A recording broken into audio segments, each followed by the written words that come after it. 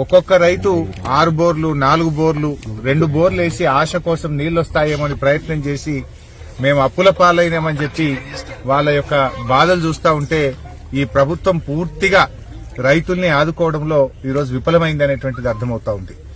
ముఖ్యంగా రాష్ట్ర ప్రభుత్వం గోదావరి నదిలో నీళ్లున్నా కూడా దేవాదుల ద్వారా నీళ్లు పంపింగ్ చేసి రైతులకు నీళ్లు ఇవ్వడంలో ఇవాళ పూర్తిగా వైఫల్యం చెందింది. ఇవాళ వాళ్ళు 6 గ్యారంటీల్లో రైతుల కోసం చెప్పిన ఏ ఒక్క హామీ కూడా కాంగ్రెస్ పార్టీ అమలు చేయలేదు. ఆనాడేమో ఎలక్షన్ ప్రచారంలో అరచేతిలో వైకుంఠం చూపించిన కాంగ్రెస్ అధికారంలోకి వచ్చిన తర్వాత రైతులకు మాత్రం మొండి చేయి చూపించింది. డిసెంబర్ 9వ తారీఖునే 2 లక్షల రూపాయల రుణమాఫీ చేస్తామన్నారు. ఇవాళకి 100 రోజులు దాటింది. బాండ్ పేపర్లు రాసిచ్చిండ్రు, నోటరీ డాక్యుమెంట్లు తెచ్చి ప్రజల్ని నమ్మిచ్చిండ్రు, మోసం చేసింది. ఇవాళ ఆ రోజేమో బాండ్ పేపర్లలో ఇంటింటికి తెచ్చి ఇగో మేము ఎక్కంగానే మొదలే 2 లక్షలు మాఫీ చేస్తామన్నారు. ఇవాళ 100 రోజులు దాటినా ఒక్క రూపాయి రుణమాఫీ చేసిన పరిస్థితి లేదు, ఒక అడుగు ముందుకు పడ్డ పరిస్థితి లేదు. ఇగో మేముండగా మరి 10,000 రూపాయలు ఆ రోజు రైతు బంధిస్తే ఇగో మేము వస్తే 15,000 రైతు బంధిస్తామని చెప్పి నమ్మబలికిండ్రు. కానీ ఇలా 15,000 దేవుడమో ఎరుగు గాని ఇచ్చే 10,000 కూడా ఈ రోజు బంద్ అయిపోయినటువంటి పరిస్థితి. ఇగో ఈ లక్ష్మిని అడిగినా, సత్యమ్మని అడిగినా, నరసింహాని అడిగినా, ఈడ ఎవరిని అడిగినా మాకు రైతు బంధు రాలేదు అని చెప్పి ఇవాళ వాళ్ళు చెప్తా ఉన్నారు. అంటే ప్రభుత్వం కనీసం ఇచ్చే 10,000 రూపాయలు కూడా రైతు బంధు ఇవ్వలేదు.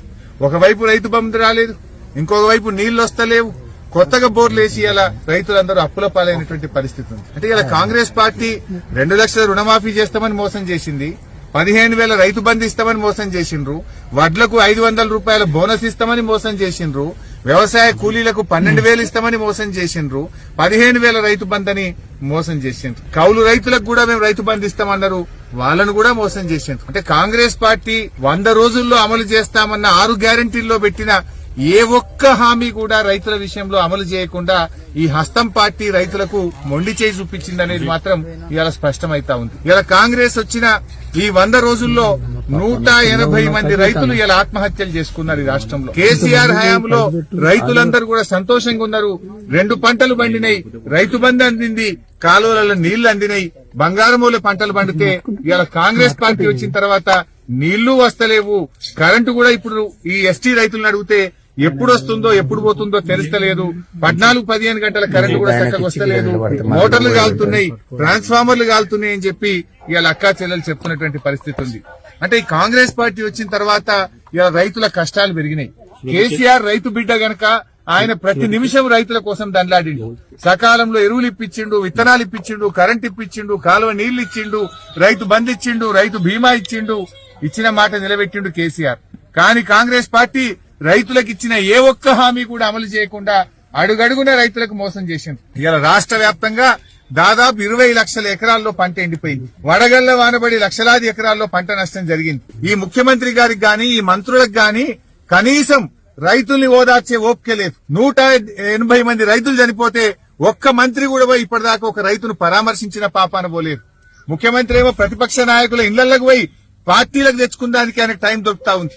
గేట్లు తెరిచినా అని మరి గెలిచిన ఎమ్మెల్యేలను గుంజుకపోయే ప్రయత్నం చేస్తుండు, మా బీఆర్ఎస్ పార్టీ లీడర్లను ఇళ్లకు పోయి గుంజుకపోయే ప్రయత్నం చేస్తుండు. కానీ ఇవాళ రైతులు పిట్టల్లాగా రాలిపోతా ఉంటే, చచ్చిపోతా ఉంటే ఒక ముఖ్యమంత్రి రాడు, ఒక మంత్రి రాడు, కనీసం పరామర్శించరు, ధైర్యం చెప్పరు, గా నీళ్లు ఏ శాత కాదు. నేను మొన్న ఎప్పుడో చెప్పినా మేం గేట్లు తెరిస్తే అందరు మా పార్టీలో చేస్తారు.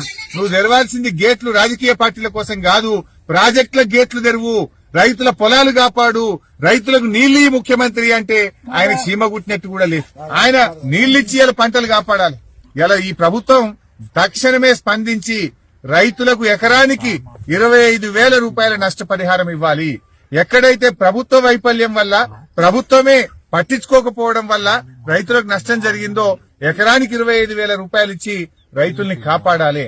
తక్షణమే ప్రభుత్వం స్పందించాలి. అదర్వైజ్ ఏమైందంటే వాళ్ళ ఆత్మస్థైర్యం కోల్పోతా ఉన్నారు, ఆత్మహత్యలు చేసుకుంటా ఉన్నారు.